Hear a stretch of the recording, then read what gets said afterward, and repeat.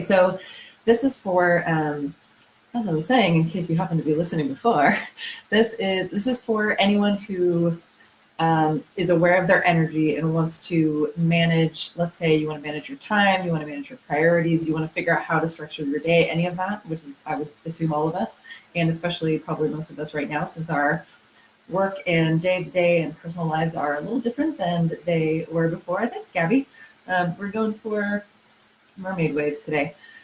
My hair is naturally wavy, but it's also very super fine, like really, really thin. So it does this pretty great, like pretty naturally. But trying to figure out what to do with the top parts of it is an interesting challenge that I have not figured out yet. So I can like pin little parts of it up, but to wear it down, I haven't figured out how to make it like go places.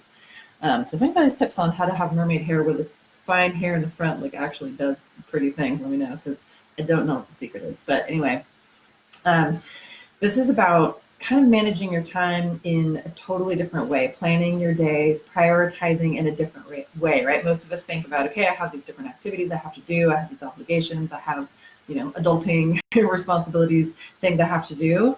Gabby said, oh, product. Tell me which kind. Is it like the sea salt spray? I've tried that, but I feel like it like weighs down my hair and makes it, I don't know, feeling. Texturing spray, dry texturing spray, maybe there's a whole thing. Anyway, let me turn this whole thing into a hair thing. I am fascinated though by like people who are really amazing at doing hair, because it's definitely not Gabby's gonna send me some recs, excellent. But anyway, so this is for you if you are wanting to be more intentional about how you prioritize your priorities, how you plan your day, but especially if you are someone who's a sensitive person, especially if you are a sensitive woman. So, and by sensitive, I mean maybe you're an empath, so you feel other people's feelings. You, especially during this time, maybe you're carrying the weight of the world with you. Even if you're not feeling the weight of something, you feel the weight of other people feeling the weight of it. So you're very, very sensitive to energy, and you have a lot of empathy, a lot of compassion for others. Maybe you're a highly sensitive person, which is somebody who, like you might be sensitive to really any of the senses. So really strong sense of smell, let's say, or super loud noises can be distracting. Or like me, for example, I'm highly sensitive. I love going to a festival, not now with social distancing, but in the future. I love going to festivals where there's a ton of people, as long as I don't have to talk to any of them, because that's like just this like fun, stimulating thing. But I have a hard time being in a room where like lots of different people are having conversations, and I get overwhelmed by trying to like tune into all those channels. So that's one of the ways that I get overwhelmed. If there's too much stimulus, other people might get overwhelmed by too many flashing lights. Like, so there's a lot of different ways that we can be highly sensitive. But if you're someone who really, hey, Barbara, if you're someone, this is a very relevant topic for you and me, because we know that we are both very much introverts and sensitives and highly sensitive and empaths and all of that. A lot of us who are introverts, empaths, and highly sensitive tend to be all three. You don't have to be all three, or at least I don't believe you do. I think many of us, though, who are tend to be all three. Also, a lot of us who are super sensitive, we may also, we're givers. We want to serve. We're like light workers and change makers and healers. We just want to help everyone and like save the world, right? So we do a lot of this like touchy-feely, sensitive stuff. And here's what I want to offer to you. So something that I've really learned, like we can do the kind of like masculine way of doing things, which nothing wrong with masculine. When I'm talking about masculine and feminine in the terms of the energies, right? So like nothing to do with gender, nothing to do with any of that. It's like masculine, divine masculine energy versus divine feminine energy. Where the masculine is very like doing, action-oriented, strong, kind of aggressive, get things done, which is great for, getting things done and moving forward and making progress and taking action and all that great stuff. And I believe there needs to be a really beautiful balance, ideally, of both in all of us and collectively in the world.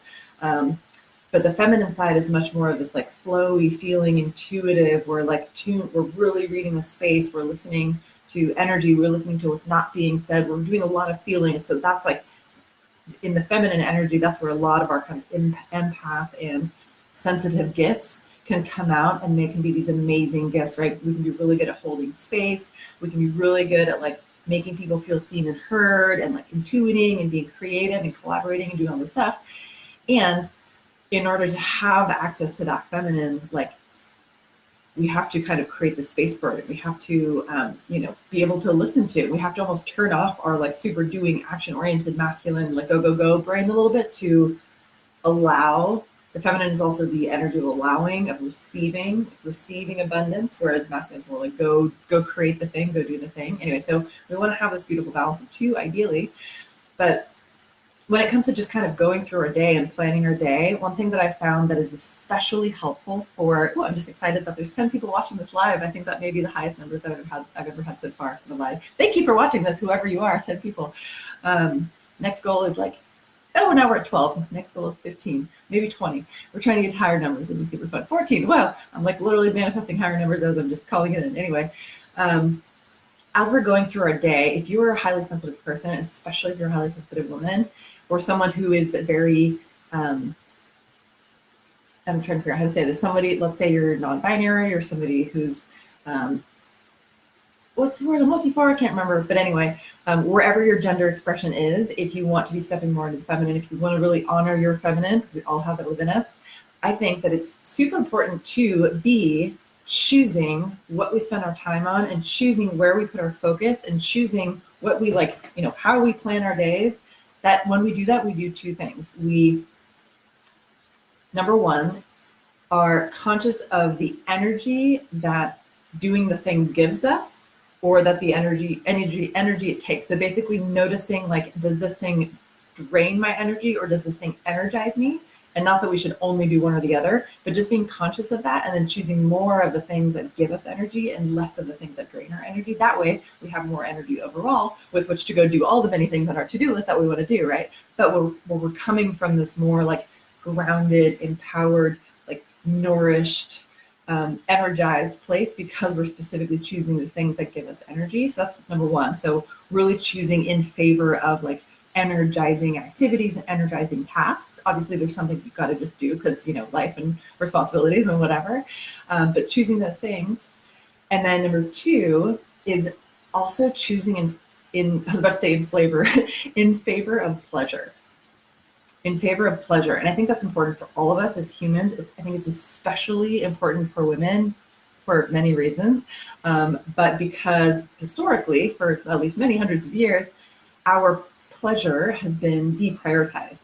We've been all of us conditioned to believe, mostly, unless you had like some amazing, adults who were your influences that thought otherwise, but most of us have been conditioned to believe that pleasure for women is like a low priority, or it's not important at all. So if you're a woman, you're like, maybe go have pleasure at the very end of the week when you have, 2 minutes left to yourself. That's when you can think about your own pleasure. But it's like a conversation that we don't even really have. We don't even realize that we're allowed to have it. And that's a whole other topic, a whole other rant for another day, women's pleasure. But what I found when it comes to planning our days, and especially for us sensitive types, sensitive women, when we are trying to like do the masculine and we're like, I'm going to slay the day, and here's my massive to-do list, and I need to, like, so many of us are in this place of like perfectionism and needing to prove ourselves. So it's like, if I can just get through my totally impossibly high expectation like to-do list of 27,000 things,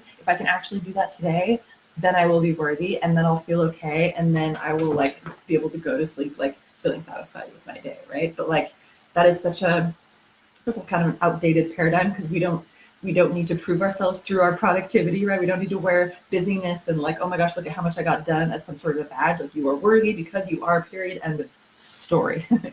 Gabby, I don't know what you're talking about. Hashtag it me. Hell yeah.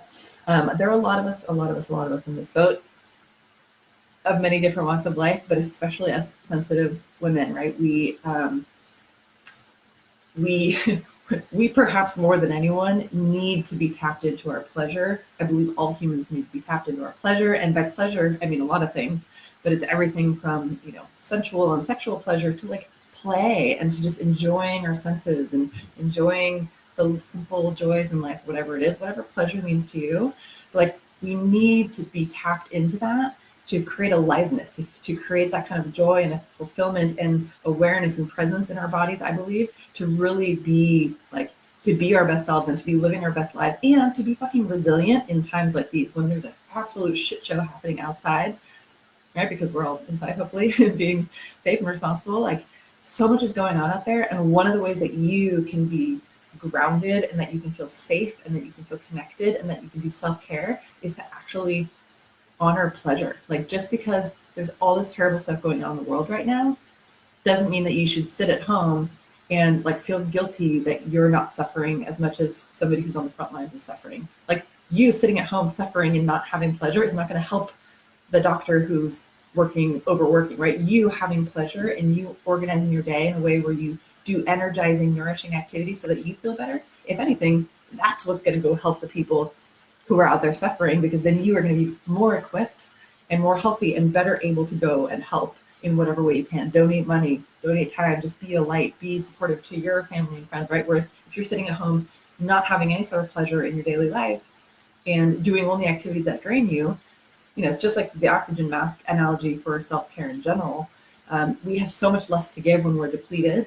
And I so believe that as humans, and especially as women, especially as sensitive women, like, we have to honor the pleasure thing. And when we do, we become much more empowered, we become much more healthy, much more grounded, and then we can go out and, be mission driven. We can go out and give back. We can go have an impact. We can show up for our family and friends, our kids, our parents. We can go be supportive, from afar or virtually or whatever we can right now to our more vulnerable populations. Like, there's so much more that we can give when we feel good, and we are so much more likely to feel good when we are doing things that energize us and when we're honoring pleasure. So I'm just going to give you a few examples, and obviously these can be totally different for each and every one of us. I'll give you some examples from my life, and I would love for you to consider, like, what are some examples for yourself. Feel free to share them in the chat or just think about them later on your own. Send me a message if you want to. So when it comes to things that are energizing versus draining, this could be a great thing just to be curious about as you go about your day to day, for example. So let's say on the draining front for a lot of us is going to be things like watching the news, right? So right now we're all checking the news, or a lot of us are checking the news often because things are changing really, really quickly, right? So I so believe it's important to stay informed, and we have to be aware of what our own reaction and response is to watching a ton of terrible and scary news, right? So let's say somebody over here is like pretty neutral, like they can sit and watch news for 8 hours a day and they're just like, cool, I'm informed, staying up to date, all good, but they're not emotionally affected by it. Somebody like that might want to watch more news and do a ton of digging and really be super well informed. And then that person is a great resource for people like us who are more sensitive, right? Like, I've learned that I certainly can't sit around and watch the news all day because my energy is like, whoa, right? And for me, it feels really, really important to stay informed, but I have to do this kind of special, or I have to pay extra special attention to my energy level. So I'll stay just informed enough to feel like I'm really being responsible and taking responsibility for having enough information to make good choices. That's energizing to me. As soon as I start going down the rabbit hole and just reading too many things and looking at too many headlines and watching the news, energy goes down. So then I back off, right? Whereas something like you guys, if you're watching my Instagram stories, I'm posting a workout pretty much every day. Exercise makes my energy go way up. So I'm doing a ton of exercise right now because that's helping me stay energized. It's helping me stay, like, obviously healthy too, but just like mentally, emotionally, I feel really good, which helps me get through the day, right? So also things like, for me, journaling every morning, doing gratitude, anything related to morning rituals, mindset, meditation, visualization, all that stuff is like super energizing for me. Doing videos like this, super energizing for me. I'm gonna be bouncing off the walls after this because I get such a high from video. I don't know, I just love it, right? What else helps me energize? Things like being really organized. Like if I'm super on top of my to-do list and my project management and those kind of things, and I'm like, inbox zero every day, that raises my energy. I get tons of energy from it. Having deep, meaningful conversations with people, currently over Zoom, or with family here in the house, like that energizes me. Something like sitting around or going to a networking event where it's all small talk is going to drain me. Something like watching, I don't know, a bunch of like random trashy TV is going to drain me. Lots of things are going to drain me, especially as a sensitive person and as an empath. So just be aware of what are the things, especially right now during this unique chapter that we're in, like what are the things that energize you, and can you do a little bit more of those each day just to keep your vibration high and have more energy to get through your day, not only survive, but thrive, and then be able to give back or figure out what the hell you're going to do about work, or figure out how to grow your online business during all this if you have a business, or figure out how to be a better, fill in the blank of whatever identities you have. So choosing between what are the things that energize you and drain you and choosing more in favor of the energizing ones. And then for pleasure, like, what are the things that make you just feel good, that make you feel joy, that you really, really enjoy? Like, so for me, for example, you probably know that I love my coffees. And one thing that I can do to really tap into pleasure is not just like pound my cup of coffee in the morning and then pound it again in the afternoon because I need it or whatever. I can make my coffee in the morning and I can pause and like really smell it when I grind the beans. I can enjoy the smell of the beans being ground. I can sip the coffee and like really savor the taste of it. Something I've been practicing this week in particular is it's so easy to be eating and talking to someone or eating and looking at my phone. So I've been trying to like just slow down a little bit because, you know, I'm not going anywhere. Like slow down a little bit and eat in like just a more mindful way, really chew my food and really enjoy the texture of it, enjoy the flavor of it. Like, what does it feel like on my tongue? What does it feel when I crunch it? You know, just like noticing those things and noticing the pleasure of that. Chris and I have been doing a lot of breath work, for example, and even though it's hard and uncomfortable, by the end of it, I'm just like, oh, like in this total state of bliss. By the way, I totally recommend breath work for anyone who's never tried it. They joke in that community and talk about getting high on your own supply, and it is no joke. We did, I think it was like 45 minutes of breath work yesterday, and my hands were shaking for like 15 minutes afterwards. It's amazing. It's the best like natural high I've ever had, really, other than a good workout or maybe an amazing dance party. But so pleasure could be anything that you're experiencing through the senses, like smell or touch, or even, you know, if you have a partner, like maybe just like gently caressing. For me, I get a ton of pleasure out of getting a good massage. So I'm constantly trying to like talk people into massaging my back and shoulders and elbows and like get in there. Obviously anything around sensual or sexual pleasure too. I'm such a fan. I will talk till, as my mom would say, the cows come home, about the importance of pleasure, especially as women. God damn it. You know, our patriarchal society has not done us any favors in terms of women stepping up for like being allowed to feel pleasure. Like, you guys, ladies, we get to feel pleasure too. It's important. It's so, so, so important. It's important to our health. It's important to our mental health, our emotional health, our relationships, right? And if you're with a partner, that's the whole thing. If you're without a partner, self-pleasure is amazing. There's so much you can do there, right? Like, what if you gave yourself the gift of exploring that a little bit more? What if you gave yourself the gift of like slowing down, either with yourself or with a partner or with however many partners? Like, what if you slowed down and really allowed yourself to feel? What if you allowed yourself to speak up and actually articulate in a kind and respectful and fun and playful way what you really want? Like, what a gift to a partner to teach them how to please you. Like, so amazing, right? But pleasure really can show up in so many different forms, and it doesn't have to be like you're, you know, if you're trying to work from home right now and you're doing, you know, homeschooling and childcare maybe for the first time in a long time, and you're juggling all these things. Like, I'm not saying, you know, block off 8 hours to go just mess around. I'm saying you can find little moments of pleasure just throughout your day. Even something like, I could get off this call, just take like one deep breath, even just filling my lungs all the way up. If I really pause and notice, like, that is like experiencing deep pleasure for me. And I think for a lot of us, if we can train ourselves to feel how good it feels to breathe, that's pleasure too. Like, calming your nervous system is pleasure. There's so many different ways to tap into pleasure, and it's going to be different for each of us. You know, for me, curling up and reading, oh my gosh, that's like total bliss. Taking a walk and listening, I would honestly walk for like 6 hours a day if I didn't have a bunch of other things that I'm trying to do. Just walking and listening to a book on Audible, walking and listening to podcasts, like, freaking love that, right? Watching hilarious things on TV with somebody you love and laughing your face off. Chris and I have been watching a lot of Curb Your Enthusiasm lately just to like keep the vibration high. And like, I'm like just tears streaming down my face with laughter. Also watched some American Idol recently because basically anytime I watch somebody who's good sing, I cry, and it feels good to me. That's like deep, deep pleasure too, to be inspired by somebody with that gift and watching them, you know, chase their dreams and this whole thing. So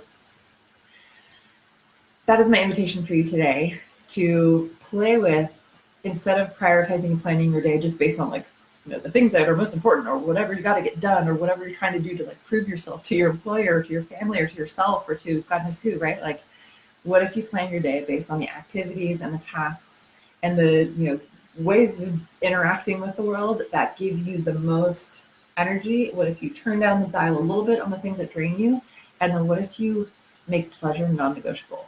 Like find a way, find something, some little thing every day where you can actually really feel like deep, that sounded really sexual, deep pleasure. And it can be, but find those ways to tap into that because it's so, so, so important, I believe. And right now, like most of us have a little more time and space. So why not prioritize those things that are going to help you grow your vitality? They're going to help you raise your vibration so that you can feel better, be grounded, and then go out and make a difference in the world. Go out and chase whatever your mission is, whatever your purpose is, or even if just, bring more light into the lives of other people, have more energy so that you can feel better and be a joy to be around. Hope that's helpful.